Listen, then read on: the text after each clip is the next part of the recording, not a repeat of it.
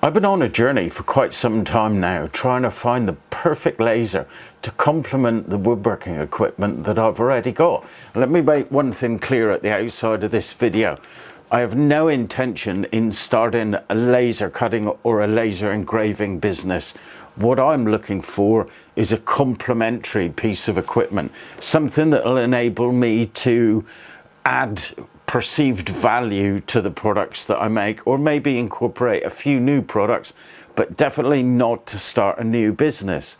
Now, so far my experimentation has been limited to diode lasers, ranging from 5 watt, 20 watt, 30 watt and 40 watt, and indeed a 2 watt infrared laser head. This time I get to play with this little beauty, and this is a 60 watt fibre laser. So when Monport contacted me and asked me if I'd be willing to accept this as payment for 3 videos reviewing, showcasing their product, I said, yeah, sure, love to, really love to, but I want the 60 watt fibre. And I also want to be able to show me experimenting with it, because at the time they contacted me, I didn't have a clue about fibres. Seen other people on YouTube using them and thought, wow, that looks impressive, would love to play. So that's exactly what I'm going to do in this video. I'm going to experiment. So I'm going to show you the good, the bad, the ugly and the downright dangerous, because some of the experiments catch fire. So to begin with, I'm going to start experimenting with the very product that they say not to use with this laser. You shouldn't use or attempt to engrave organic materials apparently with a fibre laser. So the first thing I want to do is find out why. So within the workshop, and you'll see in a sec, I've got a fan directed right at the engraving area. So if anything does pop up, it's going to blow it out, hopefully. And I'm also going to have the doors and windows open so any fumes can get exhausted straight out of the workshop. So with that being said and done, let's start playing and see what we can find out about the abilities of the Monport 60 watt Mopa fibre laser. So I'm experimenting with my logo first. It's a relatively simple image, and I'm experimenting on offcuts of MDF. So for this first engrave, I'm going with a low speed. Max speed of this laser apparently is 10,000 millimeters per minute. So I've got 2,500 mil per minute, 20% power, frequency of 80%, DPI of 150, 1 pass, and I'm in Jarvis as an image mode. And let's see how this comes out.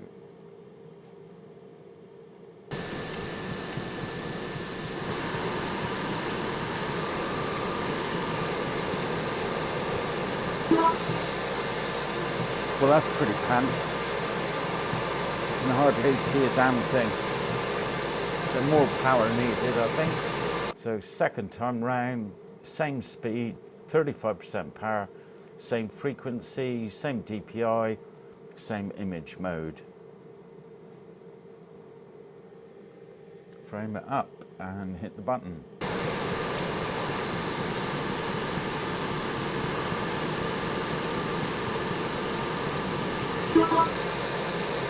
Well, a distinct improvement, but loads of detail missing. So I'm thinking DPI. So third test, same speed, same power, same frequency, double the DPI, 300 DPI, still in Jarvis, still 1 pass.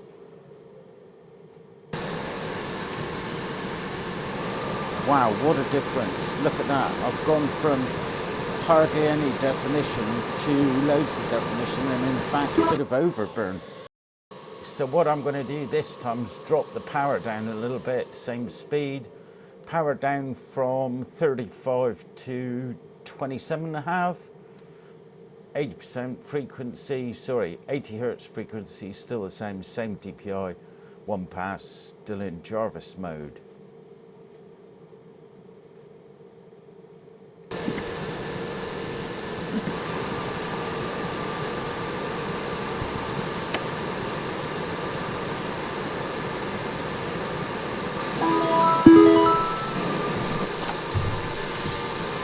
an improvement. I think we're looking pretty good. I think we're on the right track now. Let's throw caution to the wind and let's jump up the DPI hugely. So same power, sorry, same speed. I'm going to reduce the power down to 15 because of what just happened with the DPI increase. Frequency at 80, DPI 1200. Let's see what the effect is. Still in Jarvis mode, still one pass. There we go.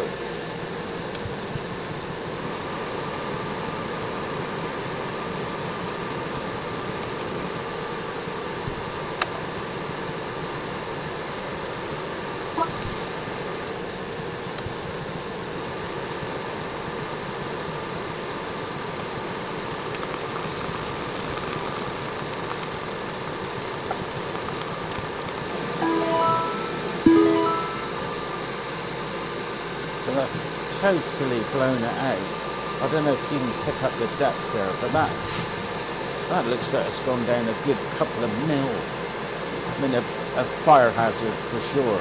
So I now completely understand why they say don't try to engrave organic materials with this laser.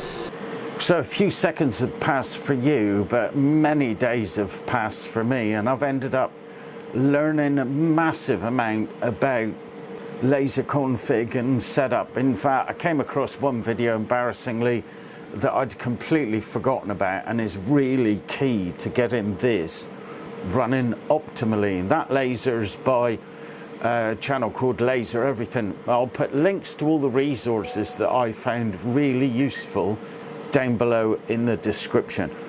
But for now, let me just show you what I've ended up discovering and the settings that I've found that work superbly with this machine on that material. So what I've learned is the correct DPI setting for this laser is 350.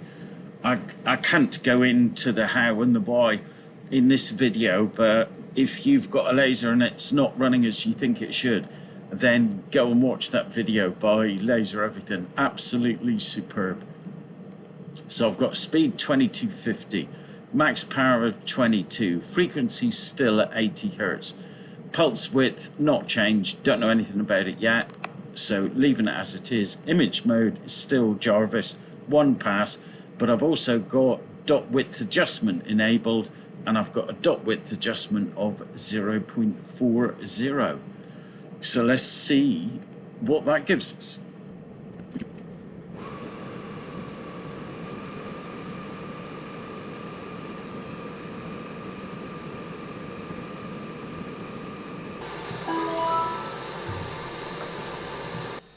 I think the results speak for themselves. That looks absolutely superb. Really pleased with that. I'm going to call the MDF test a success. Although why you'd want to engrave on MDF, I'll never know. But it works. Let's move on to plywood. So the plywood tests, well, as you can see from the close-up, a complete failure. Didn't matter what I tried. Altering the power, altering the speed, the DPI, the dot width correction were set as we've proved. I even went for lesser power, multiple passes, changed from Jarvis to grayscale to Stucky. Nothing made a difference. Complete failure, total washout. And then on to the oak, solid oak. Not an awful lot better, really. Again, you can see from the close-up that you're pretty much getting burnout, intense burnout, regardless of what you do. And I gave up a lot quicker with this. It was just wasting time and creating little fires. So I'm going to mark plywood and hardwood, oak in particular, as failures. But let's not forget the fact that the manufacturers advise us not to attempt to engrave organic materials, timber, with this laser, so you can't really fault it. I would ask though, if anybody out there has, against manufacturer's advice, tried this and succeeded, please let me know the settings. I'd love to be able to. Anyway, moving on. So on to slate testing then. So you'll see in the close-up, I've already carried out the material test. So just to show you what I did, in the left-hand test, I set a speed constant of 2500 millimeters per minute. And I set my two variables, one to power, and the power I set to a minimum of 10% and a maximum of 60% after having seen just how powerful this is. And on the other axis, I set frequency 10 to 100. Then I ran that, and based on those settings, I then ran a second where I varied power and again frequency, and I set the speed to 5000. And the second grid, you can see, comes up an awful lot better. So based on those results, I'm using a photograph of a horse and rider that I've engraved before with great success using the diode laser, so it's a good baseline for me. For this first test, I'm going with 5000 millimeters per minute, max power 43%, frequency of 40 kilohertz.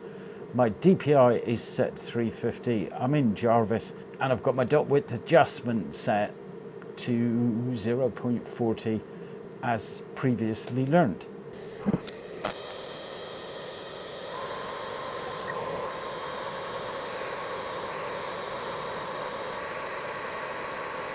So not a bad start at all. Looking a little washed out, but a hell of a better start than with the MDF and the wood. So for my next test, I'm not going to change any of the speed or power or frequency settings. Instead, I'm going to go into adjust image, and I've altered the contrast, brightness, gamma, radius and amount enhancements to see what effect that's going to have on the image.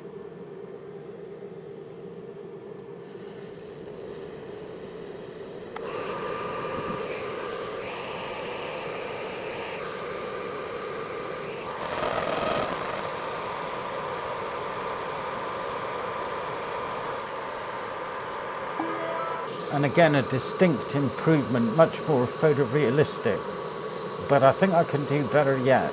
So this time I've gone back in again, played around with the settings just a wee bit, tweaked them a bit. I've actually dropped the gamma down a little bit, I think, in this one. And I should have mentioned that all of these images are burnt as negative, inverted. So let's see how this one comes out.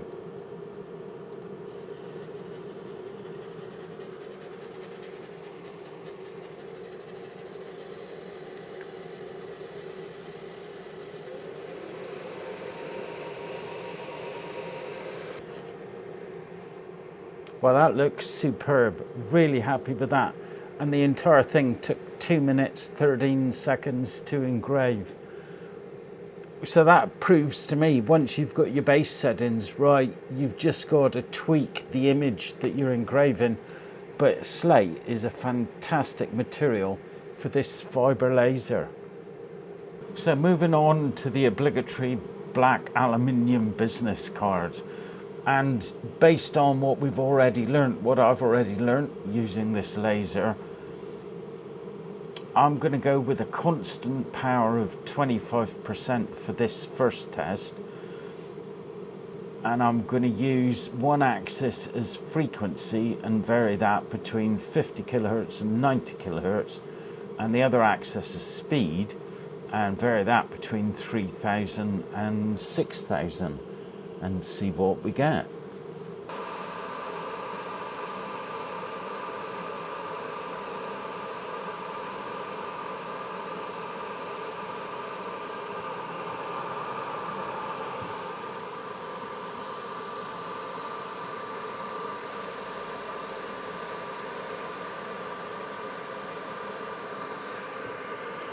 So that's superb. I've actually got coloration at the top. Got some browns up here in the 90 kilohertz frequency. As I come down to around the 50 to 60, it starts to get really grainy and horrible looking. So I'm not going to use those settings, but up the top here, these look really, really good. Really pleased with that. And just because I happen to have a blue card, I want to see if blue comes out exactly the same.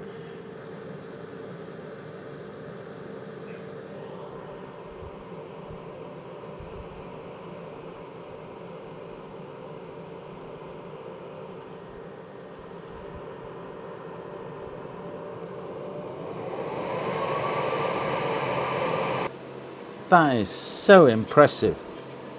I don't know why I expected it. Well, I expected it to come out exactly the same as the black, because the base material is aluminium underneath, exactly the same, but that is so different. We've gone from an actual blue through to silver and then down to some browns. Really impressive. So under stainless steel, and I'm really looking forward to seeing what we can do with this. I've got 20% power set as a constant and speed as a variable, 1000 to 6000, and frequency as a variable, 10 kilohertz to 100 kilohertz. Let's see what we get with this.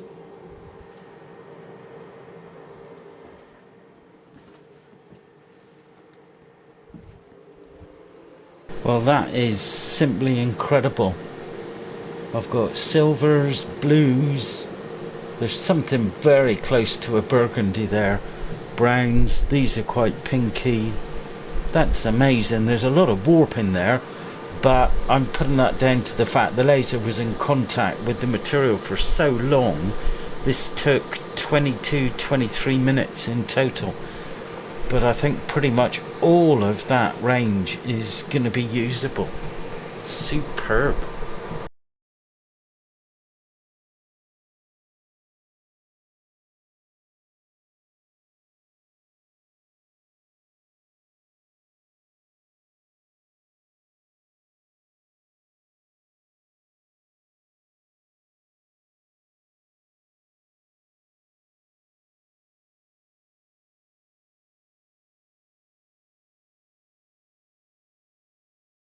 So for my final test in this video, I've got a piece of faux leather on the bench. And bearing in mind the power of this laser, I'm going to start with a constant power of 5%. And I'm going to vary the speed from 5000 to 10,000 and 10 kilohertz to 100 kilohertz. So the higher frequencies at the lower speeds burn. The higher frequencies at the higher speeds, not quite so bad, but I really want to experiment a little bit more around this bottom area. So let's run that again. I'm going to keep the power setting the same at 5%, but on the speed I've changed from a count of 5 to 10, and I'm going to keep 5000 minimum and 10,000 maximum. On the frequency, keep the count at 10, but I'm changing from a maximum of 100 to a maximum of 40 kilohertz. And let's give this a whirl. So with these new settings, even on something as delicate as faux leather, I've still got quite a range of colors I could use. From 33 kilohertz, 6600, right up to 10,000, and down to 23 kilohertz. Impressive. So to summarize, the first thing that I found really surprising was adding one extra variable into the equation with power, speed, and then adding frequency in. And I've not even touched on Q-pulse, but adding frequency in really complicates the situation, and you've got to really pay attention and go and do your homework to get the best results, or anything near the best results, out of a piece of equipment like this. It's a really steep learning curve.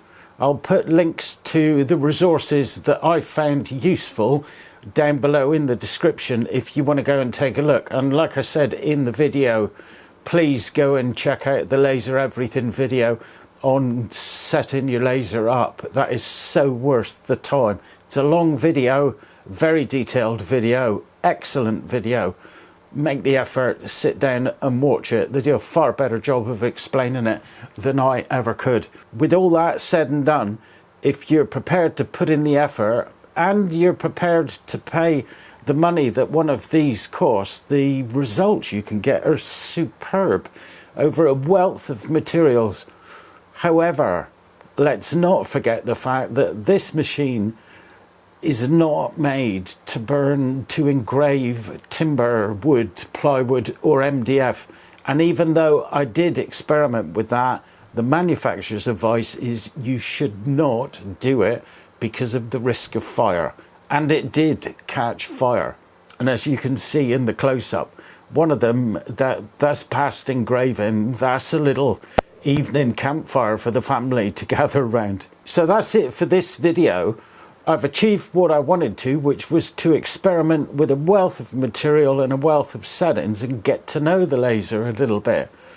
In the next video, I'm going to try and find ways to make this complement my woodworking business and see what added value I can get it to bring. Thanks for watching. Hope you enjoyed the vid. If you did, thumbs up, subscribe, yada yada. See you next time. Ta-ra.